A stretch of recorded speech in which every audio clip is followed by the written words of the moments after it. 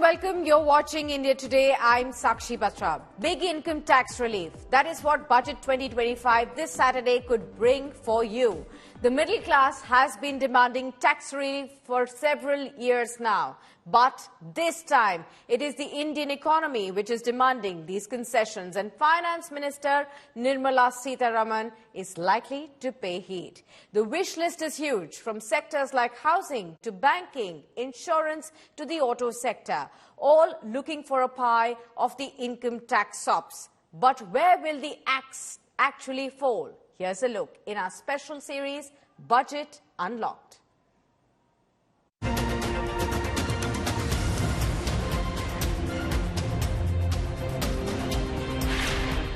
In her interim budget for 2024-25, Finance Minister Nirmala Sitharaman had set a target for a GDP growth of 6.5 to 7%. 9 months into the fiscal year, the first advance estimate shows the economy missing the mark, with growth at a 4-year low of 6.4%. The government has tried every tool in the book to trigger growth, from incentives for manufacturing to tax cuts for corporates and even a boost to domestic industry via Atmanirbhar Bharat. But nothing has quite hit the sweet spot. Economists now believe it is time to bring income tax cuts for the middle class into the mix. The 5 big possibilities include lowering income tax liabilities for those below the income limit of 20 lakh rupees by raising the exemption limit, lowering rates and rejigging the tax slabs. There is also a proposal to cut the peak rate to 25% from the current 30%. Another expected move is increasing the standard deduction for salaried individuals from the current 75,000 rupees. Exemptions for health insurance premiums and NPS contributions could also be raised. Banks have also sought concessions for interest income to make savings great again. However, most of these relaxations are expected only under the new tax regime, which does not allow for many tax exemptions. The argument for income tax relief in the budget has gained strength in the past few months. High inflation has hurt demand, and with the RBI forced to keep interest rates high to rein in inflation, growth has taken a hit. Economists believe that lower taxes will place more money in the hands of the middle class, raising their disposable income and encouraging them to spend more. And many feel the government can afford this tax cut with its kitty flush with higher revenues. GST collections have hit a record high of 16.3 lakh crore rupees in April to December and were 9% higher than the same period in 2023. Income tax collections have also surged 24% to 7 lakh crore rupees in the April to November period. What could also bring a big change to the income tax laws is the new direct tax code, which is likely to be tabled in Parliament very soon. While it may not impact tax liabilities directly, it is expected to make filing income tax returns a much easier process by making the Income Tax Act concise, lucid and easy to read and understand. Bureau Report, Business Today Television. Siddharth Zarabi, editor, Business Today, discusses the key aspects of income tax relief expectations with an expert panel. Here's a look at their insights and analysis on what the middle class can expect from Budget 2025. Mr. Ranina, is there a justification that the middle class, that's individual salaried taxpayers, have for a tax cut? And many of them keep saying, well, you know, the government gave a big break to corporates in 2019 to enhance job creation and do fresh investments. We are also contributing to the economy, so why not give us a break as well? Mr. Ranina. Yes, I entirely agree with you. I think the salaried class needs to have a break. But that break must be in a structured manner. For example, I would suggest that if the employees put in overtime, then the overtime should not be taxed. You know, this is some way by which you can enthuse employees to put in the best efforts and to give them the, reward for it. Also, the standard deduction needs to be increased. Of course, it was increased last time for those who went in for the new tax regime, but maybe it can be increased further. The other issue is that certain things should be allowed as a deduction. For example, if a if a businessman or a professional self-employed person, say, takes a car and pays the lease rent and incurs expenditure on using the car for his own profession, he gets a full deduction under the income tax law. But a salaried employee gets nothing at all. Apart from the standard deduction, he gets no deduction, though he may be using that car for the purpose of his business. So some type of rationalization needs to be done for salaried employees. And I'm sure that Mrs. Sitharaman will take this into account and give some relief to the salaried class. Dinesh, coming to you, take that point forward. Is this really the time from an overall macroeconomic perspective to indulge the middle class, so to say? Absolutely, yes. And sir, if I can just explain to you. So, we are seeing a drop in the consumption. And consumption can go up only if there is more disposable income available with people. And the one way to put that disposable income back to the people is by giving a higher tax-free rate for people who are paying taxes, because it will leave income in the hands of people who need it and who can therefore very likely to spend it. And when they spend it, it actually goes back to the economy, revives the economy, and part of it comes back to the government in the form of increased GST. So look at this situation. We are looking at one of the most robust tax collection years. We are looking at almost 19 to 20% increase in tax collection beyond the budget, which is saying a lot. We are looking at people having made record capital gains and therefore capital gains tax going up. With that situation and the situation that GST collections too have been high, there is a need for the government to increase the threshold limit, leave more disposable income, and ensure that people are able to spend more. Surabhi, you have your ear to the ground as someone who is tackled the macroeconomy and North Block, the finance ministry, for years now. This is Nirmala Sitharaman's 8th budget, but it's also in the nature of this government and of Prime Minister Narendra Modi over the last 10-11 years to take a larger sort of holistic view when it comes to major economic policy decisions. The 2019 out of budget, out of cycle income corporate tax rate cut surprised many. Do you think a surprise is a positive surprise is in offering for salaried income tax payers on the 1st of February? So yes, that remains the hope, especially because, like it was pointed out that inflation has been high and disposable incomes have been going down, and growth is also coming down to less than 7% at 6.4%. And there has been talk and, commentary by even companies on how urban demand is moderating. So one of the things that the middle class has been hoping and continues to hope for is cut in the tax rates, especially the 30% rate, which just kicks in at 15 lakh rupees. Recording so stopped. If you look at back of envelope calculations, so 15 lakh after tax and deductions turns into, I would say, less than 1 lakh per month. And for many people, for a family of 4, that might not be enough. And that's one of the things that everyone has been saying, that you need to review the tax rates, especially the maximum marginal rate. However, we must remember that this government has, shied away from any direct SOPs till now and has focused more on indirect measures to boost growth, whether it be on employment generation, employment creation, or welfare measures, etc. So we still need to see what happens ahead. A quick follow-up, Surabhi. This is a budget which is, in some ways the 12th chapter of Modinomics from a budgetary fiscal standpoint. Of course, this government has been unconventional when it comes to economic policy decisions. They have happened all through the year.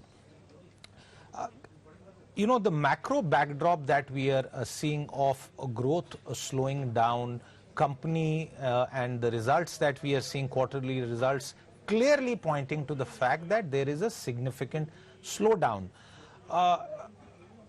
What are the possible thoughts that our budget makers would be grappling with when it comes to addressing the economic slowdown beyond just some tax giveaways? So I think the budget will see a couple of very clear themes, which would also be in continuation of what has been done in the past. So the focus on capital investments by the government, I think that's going to continue. Maybe the rupees 11.1 lakh crore limit, we might not see that estimate seeing a significant increase going ahead, but the focus will continue, especially because private investments have still not taken up as much as we thought it would. Then I think job creation and skilling is another thing which will also continue, especially we expect that the PM internship scheme, a tweaked scheme, could be finally rolled out going ahead in FY26. And of course, the employment-linked incentive scheme, that is also to be rolled out, and we have to see how that does. Then, of course, MSME support is another thing which we expect to continue, and perhaps there could be higher loan limits for MSMEs. And of course, there's also expectation that the 1.5 lakh crore interest-free loans to states for capital investments, that limit could be enhanced, and perhaps some of the performance criteria could also be relaxed. Okay. Let me come back to you, Mr. Ranina, and come back to the topic at hand. One of the points that I feel is also being discussed within North Block, and remember, viewers, between the last budget in February, and we are doing an annual comparison, not the July outing, you will see that certain key economic policy mandarins in North Block have changed, had moved on. The Revenue Secretary has become the RBI Governor, the Finance Secretary is the Cabinet Secretary of India. There is, of course, a new person at command in CBDT as well. But is it likely, Mr. Ranina, that while all of us build up these expectations, the government could well say, we are giving breaks. We will sweeten the new tax regime, the zero exemption or very limited exemption scheme more, and we are not going to do anything to stop the, switch over towards that, and therefore you have to live with a near zero exemption era if you want to pay lesser tax. Yes, I think what the government will now do is to rationalize the exemptions, delete or remove what is not necessary, and bring down the tax rates further if they can. But I would certainly agree that there needs to be some incentive for two things. One is higher capital expenditure, and therefore I think a certain amount of investment allowance should be revived, as it was done many years ago. First time it was called development rebate and investment allowance, but something of that sort needs to be given for higher capital expenditure. And the other thing is creation of more jobs.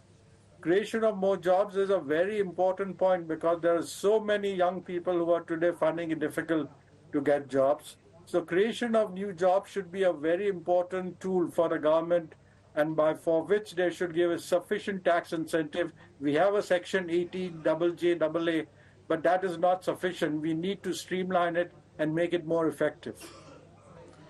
Mr. Kanabar, the age of AI and its impact on jobs is perhaps going to be the subject of another discussion. But I come back to the point that I am pressing, which is the new tax regime. In your reckoning, is that what the government is likely to favor and perhaps sweeten that even further?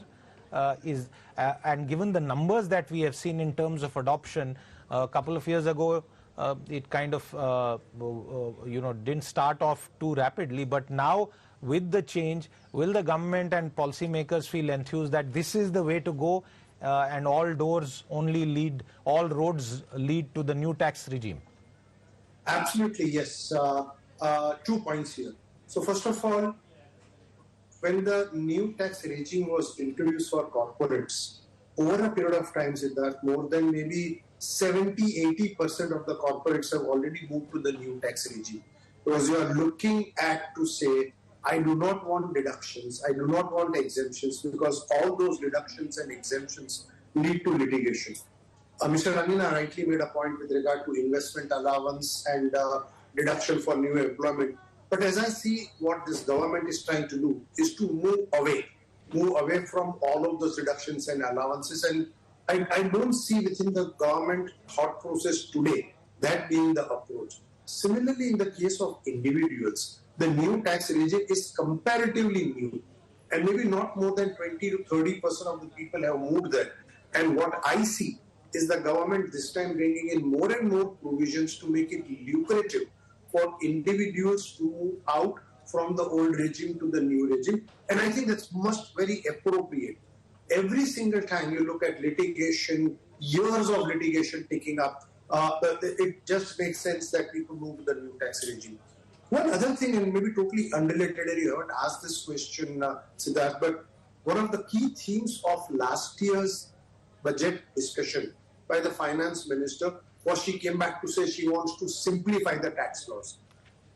So in terms of simplification, the move towards new tax regime makes sense, but it'll be interesting to see because more than 1,200 representations were made to the finance ministry.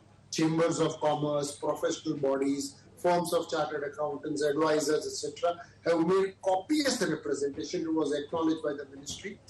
Unfortunately, as it happens, as you rightly mentioned, the Revenue Secretary has now become the RBI governor, and he was at a point of time there. But all that repository sits out with the Ministry of Finance. It'll be interesting to see how much of it gets implemented this year and in what form and shape. Well, the captains of Indian industry have a comprehensive wish list to drive economic growth, enhance employment and boost the ease of doing business in India. Key recommendations include reducing personal income tax rates for incomes up to 20 lakh rupees. Business Today's editor Siddharth Zarabi spoke to a panel of Confederation of Indian Industry, or the CII, on this issue. Let's listen in. Sanjeev, let's hear from you as to what really is the shape of the economy right now before we come to the prescriptions that CII has for this budget. So you're all aware that the estimates for the year stand at 6.4%. The first half is 6, so that means the second half should be 6.8.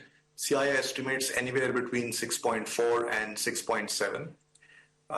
The first half has been a little slower because of some transient factors, weather, and I think the government spends also were weaker in the initial part, but they have since picked up. And also, the monsoons are better. Agriculture is, of course, in a better shape, and with good monsoons, it should do well. And as the spends pick up, I think the economy should, pick up. CII is, as I said, between 6.4 to 6.7. Having said that, I think this is not the potential. This is not what we should be aiming for. We have to look at, 8% and beyond. And really, at this point of time, there are two headwinds that I think the economy faces. More due to external factors, weak global demand, and also a situation where excess capacity in some parts of the world is finding its way at unviable prices into the world and also into India. That is subduing demand for Indian manufacturers and also pushing investments back. And the second is softness in consumption. And softness in consumption, of course, we are looking at it from an Indian context, but with respect to the rest of the world, I would say we are still better off. And so I think we need to address these two pieces. The first, I think, government and policymakers are very much focused on looking at the safeguard measures that need to be put in place. But I think what we need today in today's world is a more agile way or a faster way of responding to these situations. And one of the reasons, one of the factors that's been impacting consumption is really the sticky food inflation. So we need to address that systemically, which calls for building resilience in agriculture. So CII is suggesting a national, commission on agriculture resilience and adaptation. These are two, areas to address the headwinds. And of course, this whole piece on consumption has also to be dealt with more targeted measures, like certain relief on income tax. We're also looking at suggesting moderation in, the petrol, the excise on petroleum products. We're also saying that the, payouts under the Manrega wages need to be aligned to what the expert committee has recommended. So these are short-term measures that will provide impetus to consumption and therefore and therefore further provide impetus to investments in the economy.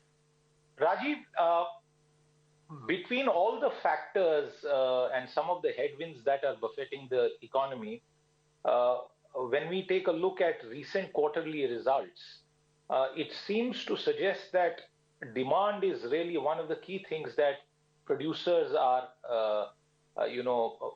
dealing with. What's your own assessment of the equation and the mix as far as our economy is concerned? No, you're absolutely right. I think, India has had pretty strong, stable growth over the last, post-COVID, and I think we'll continue to have that. One of the challenges where the growth today, and especially in the last few quarters, is slower than what everyone was projecting. I think largely, if you break this up and look at three components, I think agriculture is over 3.5%, 3.8% growth. So I think that's broadly where we have been.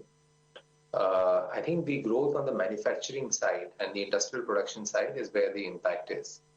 And services broadly is in the range, slightly lower than where it should be. In some ways linked because of on the banking and financial services side, the credit growth has been there, but it's slower than last year.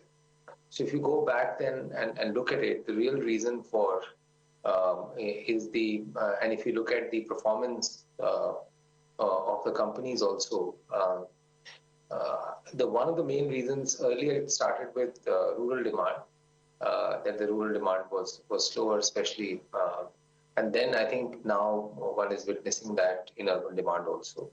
As Sanjeev mentioned, I think it's kind of got kicked off partly because of during the elections, there was a slowdown in the capex spend, as it happens, of the government, and that was one of the big pusher of growth. And secondly, we had a pretty harsh summer and a very long monsoon, so that also impacted the dynamics of some of the industries. So I would say consumption is probably, you're absolutely right, Siddharth. I think that's one of the biggest reasons, and impacted by inflation. And in some ways sentiments and other things. And I would say today urban consumption is probably more impacted than rural consumption.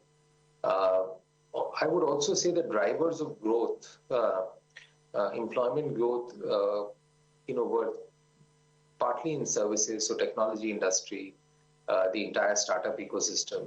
That was, growing very rapidly, and the sentiment was very positive. Because of the global scenario, I think the technology industry in the last 12 months, and it's now changing, were not hiring as much. And I think that had an impact on the overall sentiment. And we also know that entire startup ecosystem where billions of dollars were poured in and people were getting employed, I think that also stopped. And you had food inflation to deal with. So the income levels in the hands of consumers were lower. So viewers, as we have seen, there is a compelling argument for an income tax bonanza this year. There is a lot of speculation which will all end this weekend as Finance Minister Nirmala Sitharaman presents this year's edition of Modinomics 2025. Thanks a lot for tuning in. Good night.